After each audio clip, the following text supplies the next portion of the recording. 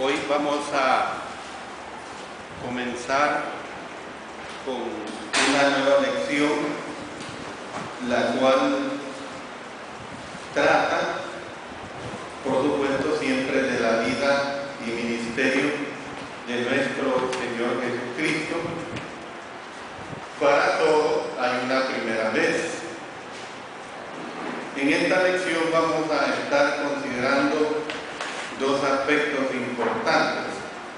El primero, comienzo del ministerio de Jesús, y la segunda parte de la primera Pascua a la segunda. Cuando estemos viendo el comienzo del ministerio de Jesús, vamos a ver los primeros discípulos de Jesús allí en Judea. Vamos a ver el primer milagro de Jesús en Caná de Galilea, y vamos a ver la primera vez que Jesús reside en Capernaum, en Galilea. Y en la segunda parte que vamos a considerar es de la primera Pascua a la segunda Pascua. O sea, la primera Pascua del ministerio de Jesús, donde vamos a ver la purificación del templo, la enseñanza que el Señor Jesús le dio a Nicodemo, y vamos a considerar también la primera vez que Jesús ejerce su ministerio en Judea, además del testimonio adicional dado por Juan el Bautista. Se ha dicho que para todo hay una primera vez. Yo creo que todos nosotros hemos experimentado esta situación de la primera vez. La primera vez, cuando fuimos niños, que empezamos a dar nuestros primeros pasos. La primera vez, cuando comenzamos a hablar, a articular nuestras palabras. La primera vez, cuando fue el primer día de ir a la escuela. Y así sucesivamente hay una primera vez. Entonces, ustedes se darán cuenta que en las lecciones anteriores hemos visto la primera vez de muchos eventos del ministerio público de nuestro Señor Jesucristo. Sin embargo, en esta lección vamos a ver estas primeras veces. Esta lección, por decirlo así, va a estar atestada de la primera vez. Entonces, a los primeros días del ministerio de Cristo, por ser la primera vez, se le ha llamado como el periodo de las sombras. O sea, la sombra es algo que en cierto sentido pareciera que no está definido todo. Los autores de los evangelios sinópticos empezaron sus informes sobre la obra pública de Jesús, narrando sobre un periodo posterior que se centra en el éxito que él tuvo allí en Galilea. Juan, hermanos, no hizo así, sino que comenzó enterándonos de los días anteriores, que fueron, por supuesto, menos espectaculares. Entonces vamos a comenzar a ver sobre los primeros discípulos. Los primeros discípulos, y vamos a estar estudiando del Evangelio de Juan. En el Evangelio de Juan vamos a tener abiertas nuestras Biblias en los versos 35 hasta el 51. Entonces, aquí, hermanos, se da por sentado de una fiesta mencionada en Juan capítulo 5, versículo 1, donde dice: después de estas cosas había una fiesta de los judíos y subió Jesús a Jerusalén. Esta fiesta, hermanos, era la Pascua. Entonces, la lección, el Mesías está acá, o está aquí, que recientemente hemos terminó con el primer testimonio que da Juan el Bautista acerca de Jesús. he aquí el Cordero de Dios que quita el pecado del mundo. Y al día siguiente, Juan estaba con dos de sus discípulos. Uno era Andrés, que era el hermano de Simón Pedro, y es probable que el otro fuera Juan, el autor del cuarto evangelio. Entonces, por alguna razón, Juan rehusó mencionarse a sí mismo. Ustedes pueden notarlo ahí en el verso 40. Andrés, hermano de Simón Pedro, era uno de los dos que habían unido a Juan y habían seguido a Jesús. Entonces, hermanos, cuando Jesús pasaba, el predicador dijo de nuevo: he aquí el Cordero de Dios. Noten el verso 36. Y mirando a Jesús que andaba por allí, dijo: he aquí el Cordero de Dios. Sus dos discípulos siguieron a Cristo y pasaron el día con él. Noten en los versos 37 hasta el 39. Le oyeron hablar los dos discípulos y siguieron a Jesús. Y volviéndose Jesús y viendo que le seguían, les dijo: ¿qué buscáis?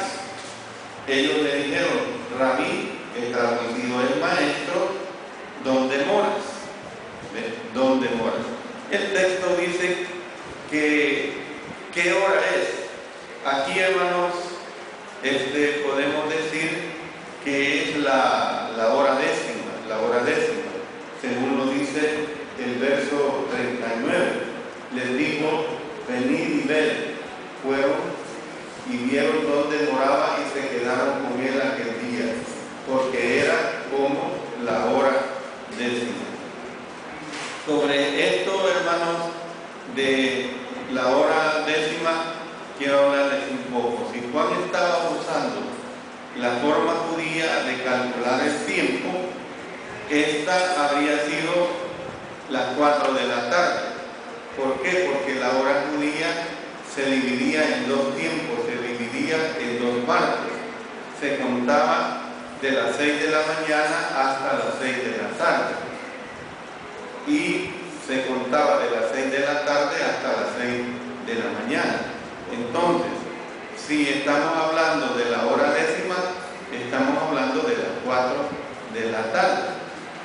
Pero tenemos que entender que si estaba usando la forma romana de calcular el tiempo, eran las 10 de la mañana. En vista de que esto fue escrito, hermanos, mucho tiempo después de la destrucción de Jerusalén, y en vista de que Juan usó más adelante el tiempo romano, o sea, el tiempo que nosotros usamos actualmente, hermanos, se ha llegado a la conclusión de que cuando se dice aquí de la hora décima, lo más seguro es que se estaba usando la hora romana, entonces eran las 10 de la mañana, o sea, tomando como uso el día de 24 horas, o sea, comenzando desde las 12 de la medianoche, la primera hora, y así correlativamente hasta el ciclo de 24 horas. No es difícil entenderlo para nosotros, las 10 horas, 10 de la mañana. Entonces, aquí, hermanos, lo que hace el discípulo, lo que hace es mencionar, pues, recordar esa hora exacta. Más adelante me voy a referir a este aspecto de la hora en una situación que la destaca el Señor Jesucristo en muchas ocasiones.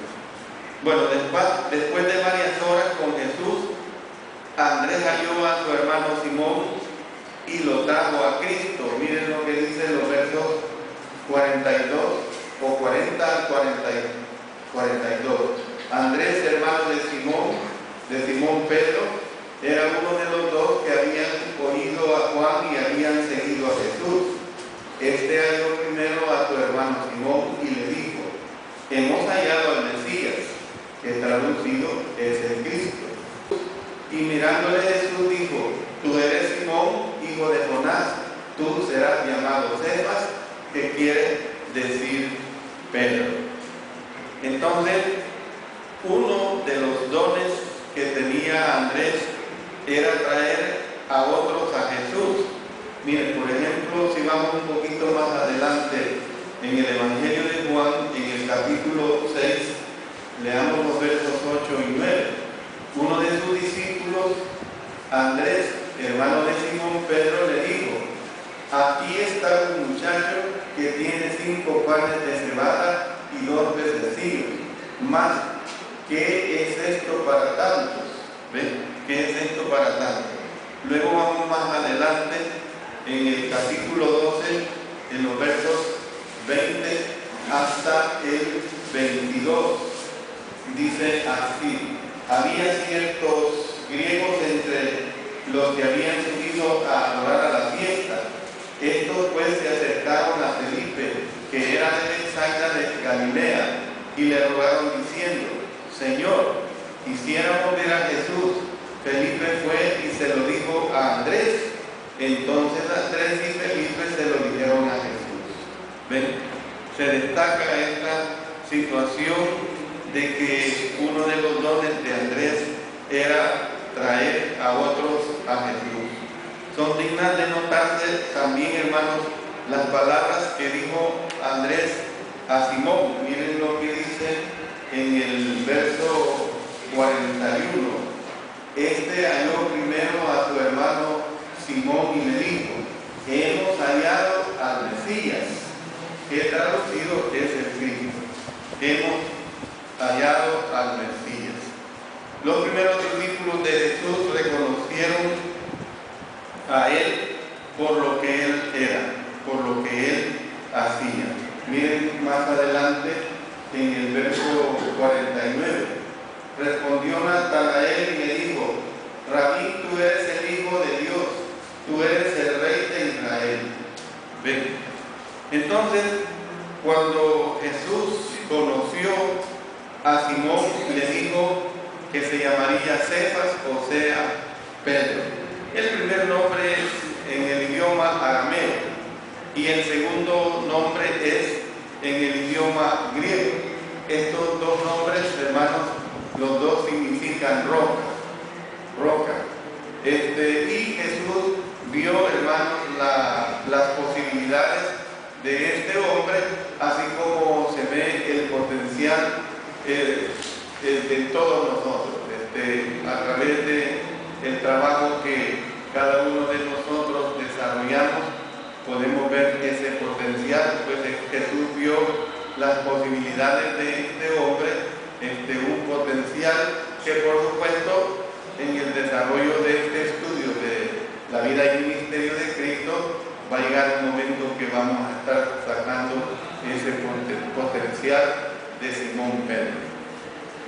Bueno, al día siguiente, cuando Jesús se preparaba para volver a Galilea, encontramos que Él llamó a Felipe, que también es bien probable que este Felipe, hermanos, era discípulo del Bautista, o sea, discípulo de Juan el Bautista. Y el llamado de Cristo al discipulado era entonces, y ustedes pueden notar que el llamado que le hace el Señor Jesucristo es una sencilla palabra. Noten lo que dice el verso 43. El siguiente día quiso Jesús ir a Galilea y llamó a Felipe y le dijo: sígueme. Solo eso le dijo, hermano. Una palabra poderosa. Yo siempre me pregunto cómo es que el Señor Jesucristo, cuando se da esta misión de formar este grupo, de formar este equipo, el poder persuasivo que tuvo. Me pregunto, y yo hago una comparación, que cuáles serían mis resultados si yo simplemente le digo a un hermano: sígueme. Casi lo más seguro es que no sería así. Pero en el caso del Señor Jesucristo, simplemente le dice a este discípulo que lo quería agregar a su equipo, le dice simplemente: sígueme. Felipe halló de inmediato a un amigo llamado Natanael y también lo trajo a Jesús. Miren lo que tenemos en los versos 45 y 46. Dice acá: Felipe halló a Natanael y le dijo: hemos hallado a aquel de quien escribió Moisés en la ley, así como los profetas, a Jesús, el hijo de José de Nazaret. Natanael dijo: ¿de Nazaret puede salir algo de bueno? Le dijo Felipe: ven y ve.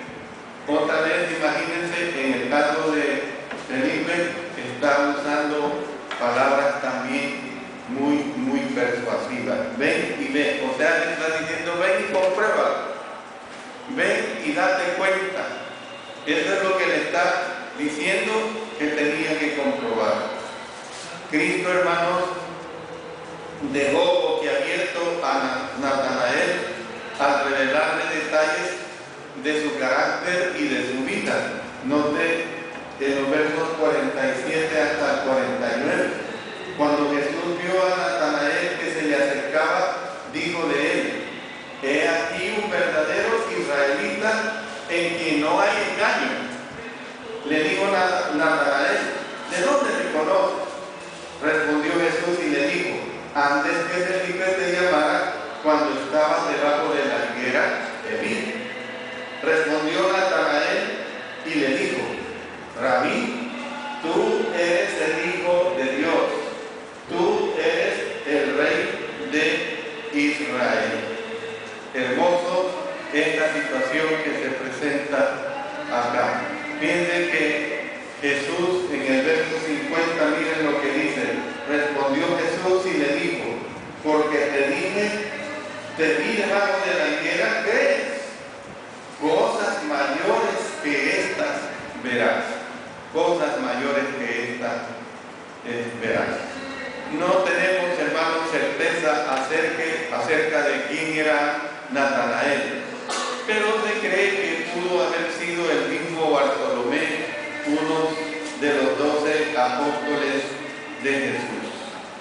Nosotros podemos ver, hermanos, que hay varias razones para llegar a esta conclusión, y entre ellas está el hecho de que el resto de los primeros discípulos de Jesús fueron elegidos más adelante como sus apóstoles. Entonces, nosotros podemos ver, hermanos, que fue de este modo como Jesús consiguió formar su primer grupo de discípulos.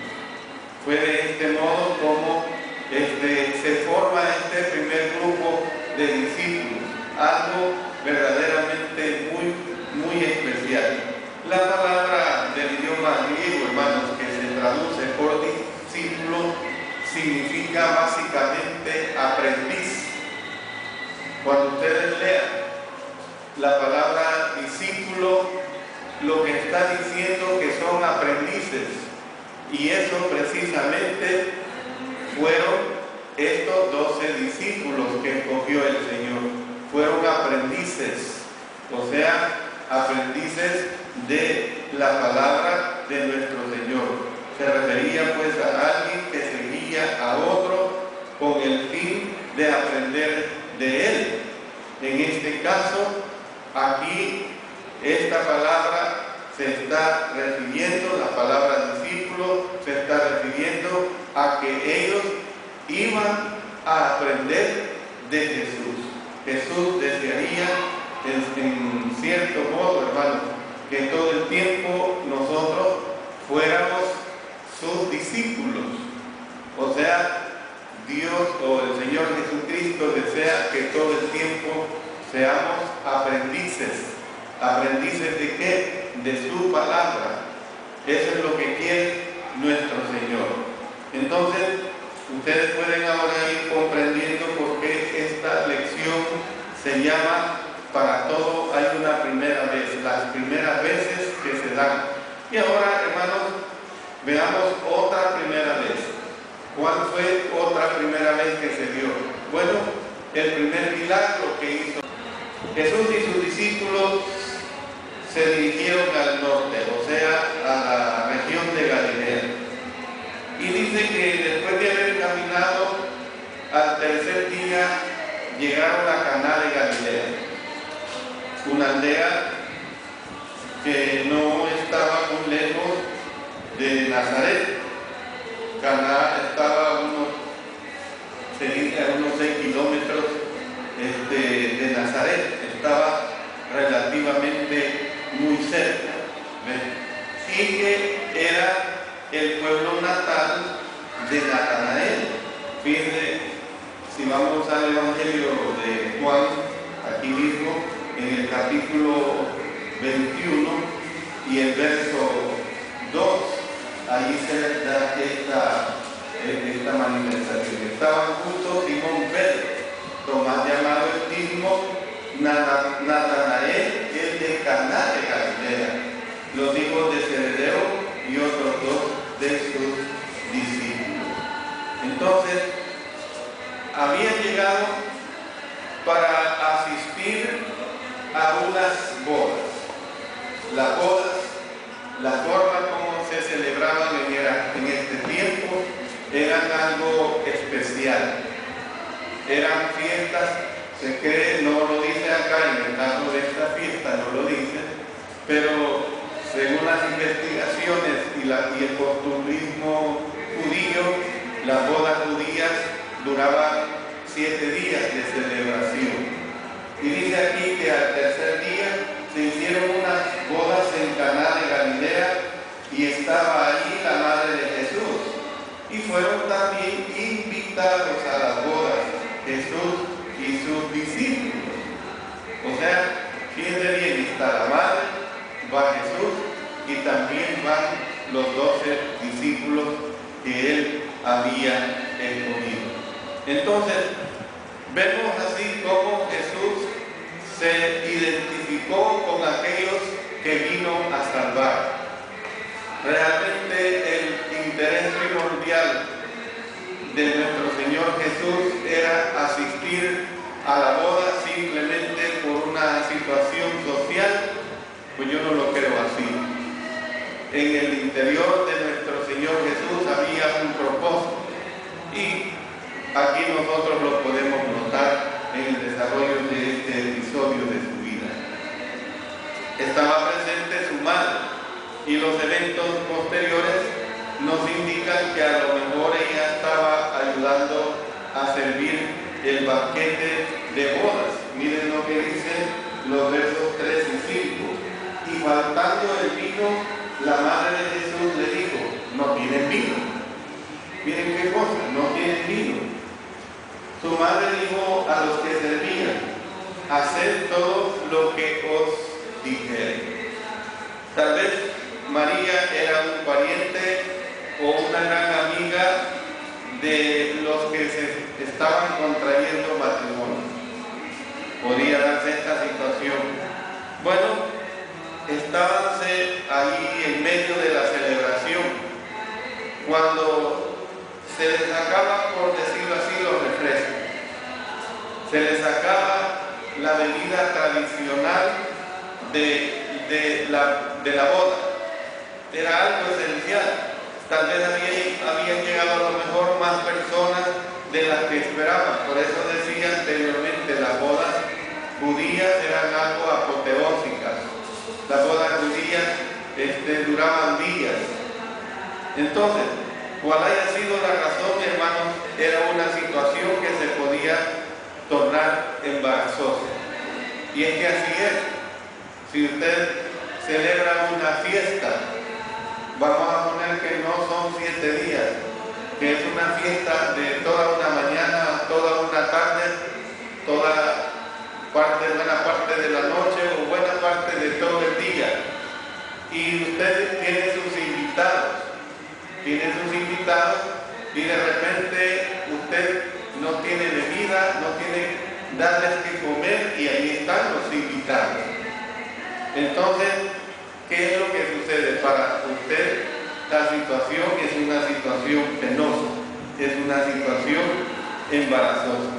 Entonces, María se acercó a su hijo y le dijo: para mí esto es realmente admirable. como madre le dice, no tienen vino, no tienen vino. No sabemos qué esperaba ella que hiciera. Yo pienso que a lo mejor ella está usando su condición de madre y a lo mejor internamente ella ya entendía, aunque no en su plenitud, entendía los poderes que tenía su hijo como el Hijo de Dios, engendrado por obra y gracia del Espíritu Santo. Entonces, anteriormente no había llevado a cabo ningún milagro el Señor Jesucristo. Sin embargo, es probable que al haber dependido de Él por varios años, acordémonos que Jesús era el primogénito. Y ya hemos mencionado anteriormente que a lo mejor José a estas alturas a lo mejor había fallecido. Podemos imaginarnos un montón de situaciones, podría darse el caso que José estuviera enfermo. Entonces María podía depender de Jesús en el sentido de ser el primogénito para ayudar a la manutención del resto de sus hijos. ¿Ven? Entonces, por eso es que digo que ella, al haber dependido de él por varios años, ella creía que él podía hacer algo. Y entonces, hermanos, vemos que la respuesta de Cristo es totalmente significativa. ¿Por qué es totalmente significativa la respuesta de nuestro Señor Jesucristo? Porque le dice, ¿qué tienes conmigo, mujer? Aún no ha venido mi hora. Aún no ha venido mi hora. Hermanos, la palabra hora aparece a menudo en el relato de Juan en referencia al momento de la muerte de Cristo en la cruz.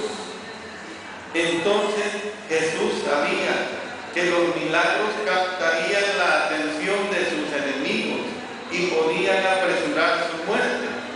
Y a lo mejor por eso Él le está diciendo, ¿qué tienes conmigo, mujer? Aún no ha venido mi hora. En aquella sociedad no era un insulto llamar mujer a la madre de uno. Sin embargo, en nuestra sociedad no es muy común el llamar mujer a la madre de uno. En nuestra sociedad, hasta en cierto modo, si no se sabe hacer y lo poco que se haga, hasta podría parecer un insulto, pero en aquella sociedad no era problema llamar mujer a la madre de uno. Entonces, el término sería usado más adelante con mucho cariño. Miren en Juan capítulo 19 y el versículo 26, en una situación muy especial en relación a la madre de nuestro Señor Jesucristo, en Juan capítulo 19 y el verso 26, cuando vio Jesús a su madre y al discípulo a quien él amaba, que estaba presente, dijo a su madre, mujer, he allí tu hijo. O sea, mujer, únete a ese hombre porque él tomará cuidado de ti. Entonces, hermanos, sin embargo, las palabras de nuestro Señor Jesucristo podemos ver que constituían una leve reprimenda. Es decir, se habla de que fue una de las 3 reprensiones cuyo fin era acostumbrar a María a la idea de que Jesús no le pertenecía, acostumbrar a María con la idea de que a Jesús no lo iba a tener permanentemente, aunque era hijo suyo, no le pertenecía. En una situación muy clara, sirve también para notar que a partir de ese momento sus vínculos terrenales debían de soltarse. Sus vínculos terrenales debían de soltarse. Y poco a poco María tenía que ir comprendiendo esa situación. Entonces nosotros podemos ver pues que María no desistió, a pesar de cómo le responde, no en una forma irreverente, ya lo hemos dejado claro, no en una forma de falta de respeto de su Hijo Jesús, pero María no desistió, le dijo a los siervos: haced todo lo que os dijere. Miren qué hermoso, haced todo lo que os dijere, lo cual es buen consejo, hermanos, para todo el mundo. Imagínense que nosotros hacemos todo lo que el Señor Jesús nos dejó plasmado en su palabra. ¿Qué problema? Ningún problema, porque viviríamos una vida totalmente de bendiciones. Entonces, aparentemente Jesús llegó a la conclusión de que este uso de sus poderes milagrosos no serían incongruentes con el propósito de ellos, o sea, hacer bien. Y por supuesto que no apresuraría su hora, o sea, el momento de su muerte, siempre y cuando solo lo supieran los siervos. Hasta ese momento, poco a poco, él iba a ir revelando a sus discípulos esta situación. No lo había hecho todavía, pero lo iba a hacer, lo iba a estar haciendo gradualmente.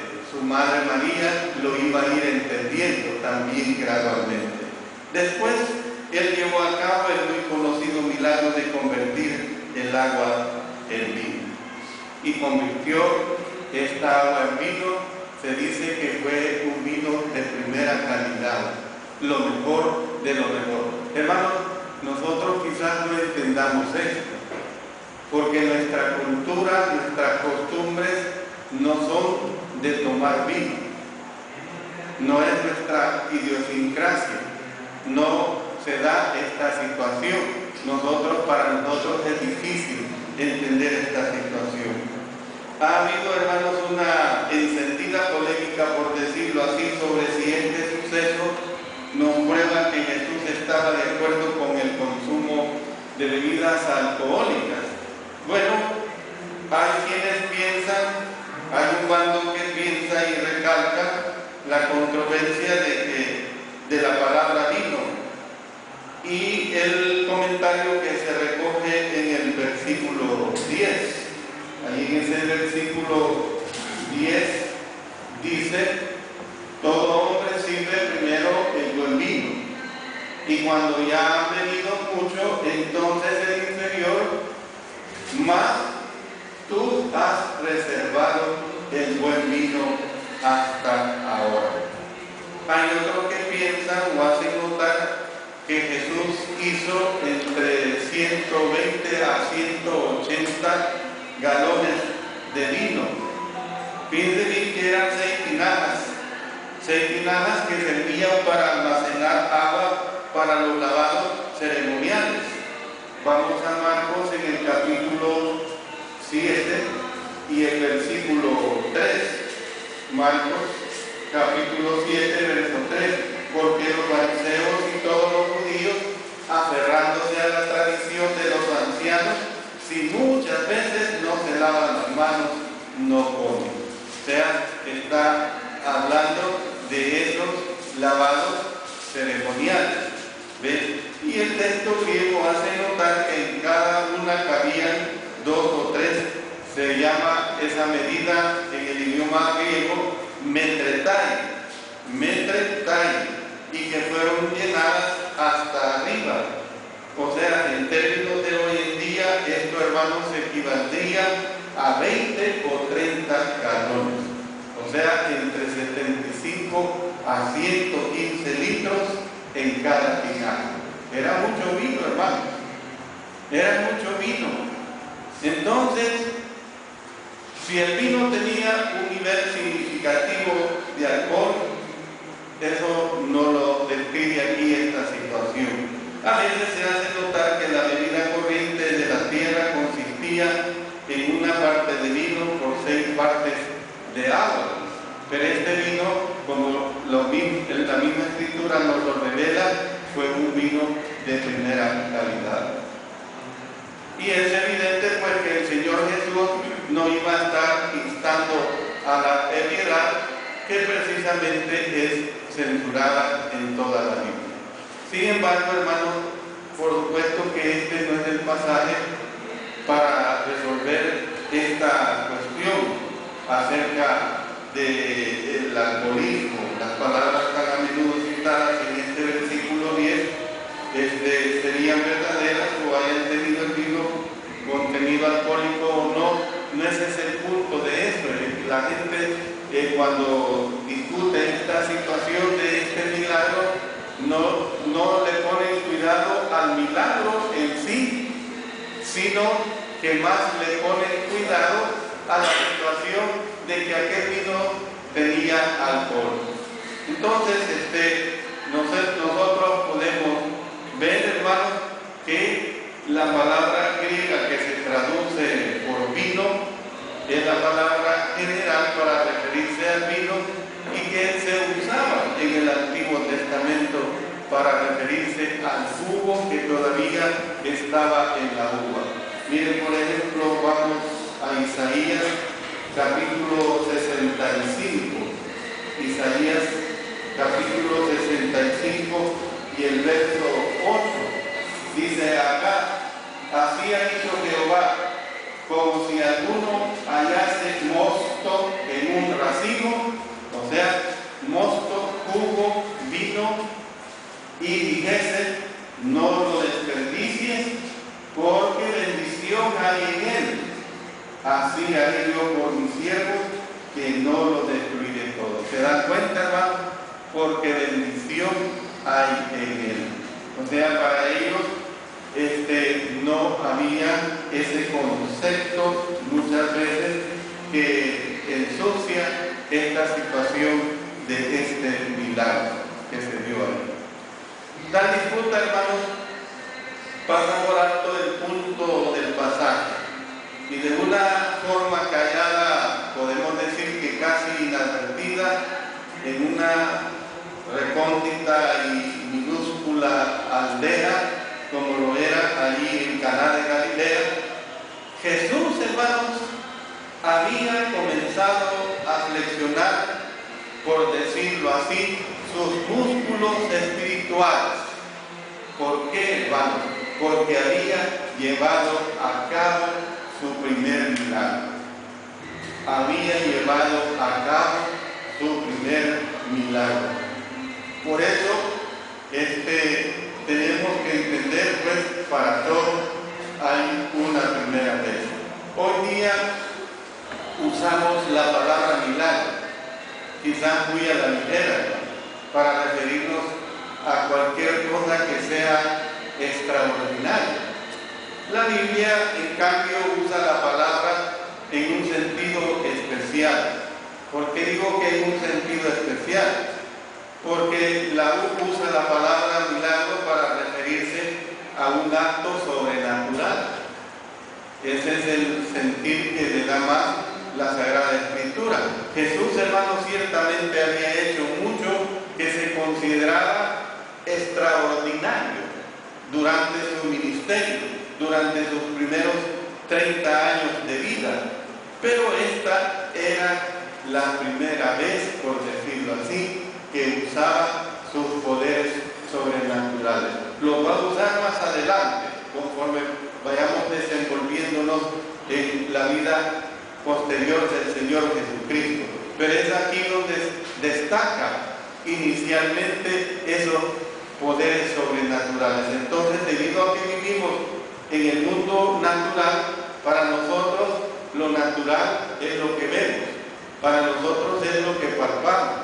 Para nosotros lo natural es que tenemos una casa. Para nosotros lo natural es que hay medios de transporte. Para nosotros lo natural es que ese medio de transporte usa combustible para poderse movilizar. ¿Ves?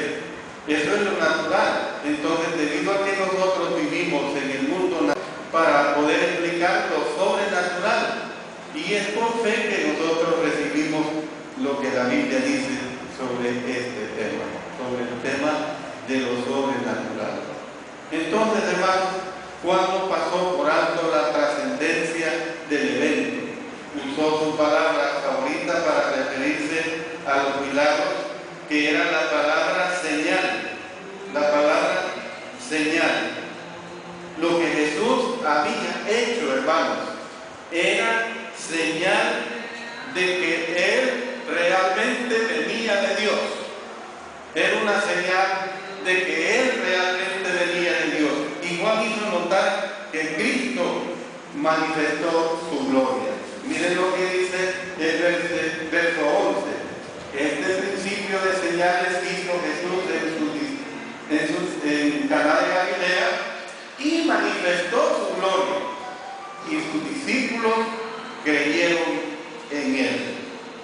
Entonces, este fue un anticipo de las poderosas obras que haría. Además, como resultado de esta primera señal, sus discípulos creyeron en Él. En otras palabras, hermanos, podemos ver que la fe de ellos en que Jesús era el Mesías se fortaleció, hermanos. Ya creían que el Mesías había venido. El hecho de que les había llamado y no se habían detenido en ese llamado. Sígueme. Y luego cuando ven este milagro, hermanos, ¿qué es lo que sucede? La fe de ellos en que Jesús era el Mesías se fortaleció. Por eso podemos ver también, hermanos, la primera vez que Jesús reside en Capernaum.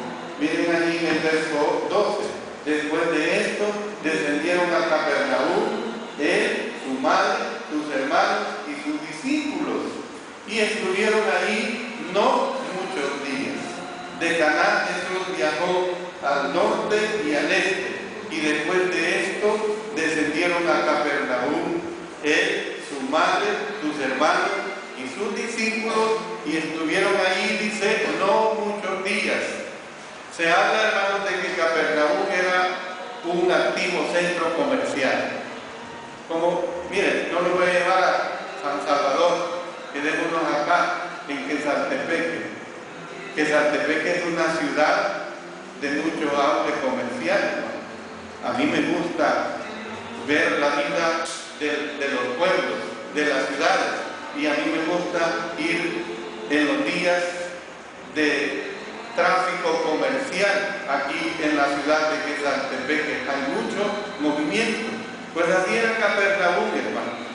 Estaba a la orilla del mar de Galilea, y una ciudad que está a la orilla del mar tiene movimiento comercial porque el mar da vida, el mar da que comer. Entonces la ciudad no estaba lejos de una importante carretera que cruzaba Palestina de este a oeste, o sea, como quien dice, de San Miguel a Santa Ana, de oriente a occidente. Y más adelante se convertiría Capernaum en el centro de operaciones de Jesús. Miren lo que dice en Mateo, en el capítulo 4 y el versículo 13. Y dejando a Nazaret, vino y habitó en Capernaum. No dice que fue de paso, sino que dice habitó en Capernaum, ciudad marítima en la región de Zabulón y de Neftalí. Voy a suspender aquí la clase para toda una primera vez. En la próxima vez vamos a estar viendo algo muy hermoso cuando el Señor Jesús asiste en su ministerio público a la primera Pascua. Si tienen sus comentarios, sus preguntas, sus apreciaciones, por favor.